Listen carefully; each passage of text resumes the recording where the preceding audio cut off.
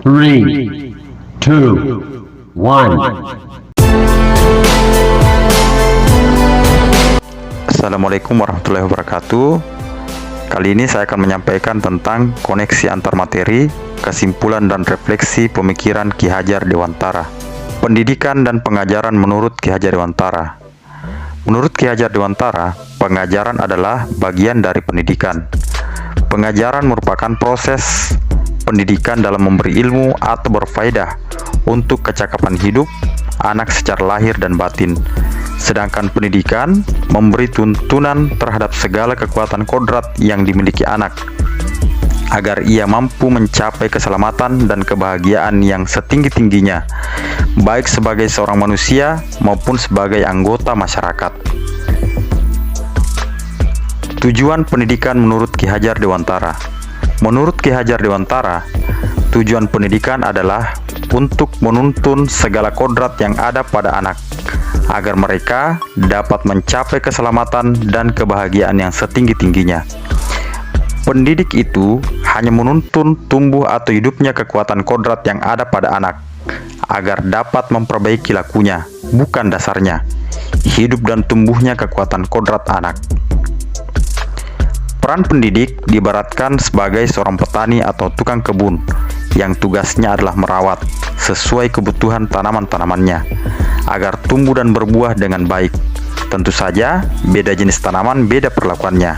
Artinya, bahwa kita sebagai pendidik harus bisa melayani segala bentuk kebutuhan belajar siswa yang berbeda-beda.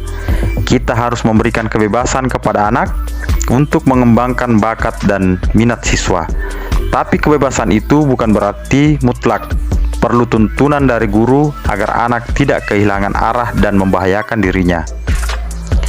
Ki Hajar Dewantara mengingatkan para pendidik untuk tetap terbuka dan mengikuti perkembangan zaman yang ada. Namun tidak semua yang baru itu baik, tapi perlu diselaraskan dulu. Indonesia memiliki potensi kultural yang bisa dijadikan sebagai sumber belajar.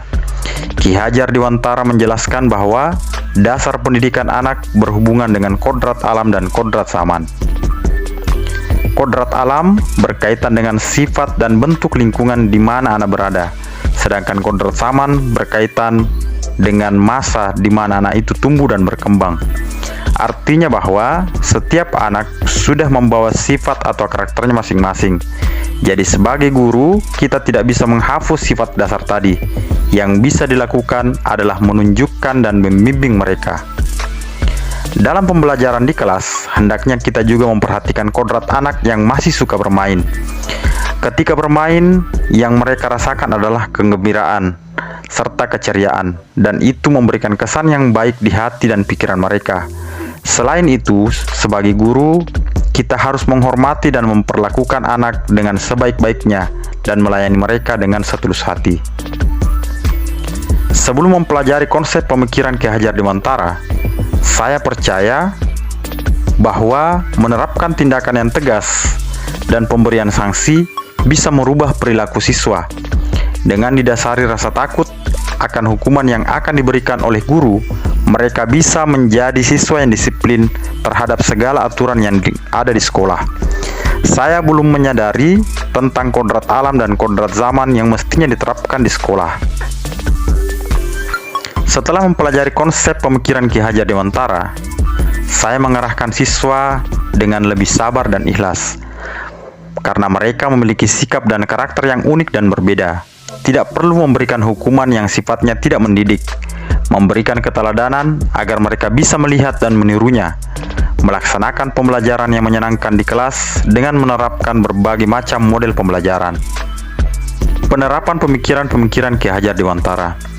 Penerapan pemikiran Ki Hajar Dewantara yang saya laksanakan yaitu lebih sabar dan dalam membimbing, tidak memberikan sanksi atau hukuman, mengenali lebih dalam karakter dan latar belakang siswa dengan intens berkomunikasi dengan orang tua siswa melalui WhatsApp dan kunjungan rumah, memberikan pembelajaran yang menyenangkan kepada siswa di kelas. Demikian yang bisa saya sampaikan pada materi ini. Assalamualaikum warahmatullahi wabarakatuh.